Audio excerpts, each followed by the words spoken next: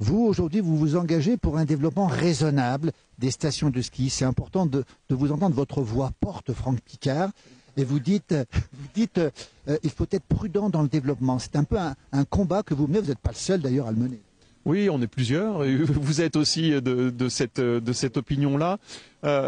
Notre constat, mon constat, c'est de dire qu'aujourd'hui, les saisies, c'est 18 000 lits. Et c'est probablement la capacité maximale que l'on puisse faire. Donc, cessons l'urbanisation.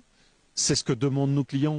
Vous interrogez toutes les personnes là autour de nous, c'est ce qu'elles souhaitent, c'est-à-dire continuer de profiter de son environnement sans plus les développements du domaine skiable. 192 km, même un champion olympique, même un ancien champion olympique, ça suffit. Donc voilà, chaque station a son propre atout, à ses propres valeurs, et j'entends à ce qu'on cesse tout simplement de continuer de grignoter cet espace, parce que c'est ce que réclament nos clients, c'est ce que nous réclamons nous, une protection de cet environnement, sans détruire ce qui est en place. Et je ne crache absolument pas dans la soupe. Je suis très très heureux de ce que nos anciens ont fait.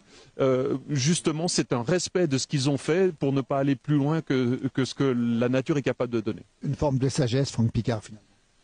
Oui, c'est simplement du bon sens, à mon avis. Il n'y a pas d'autre chose à demander. Les choses viendront ensuite d'elles-mêmes. Le réchauffement climatique fait mal et il ne faut pas l'ignorer.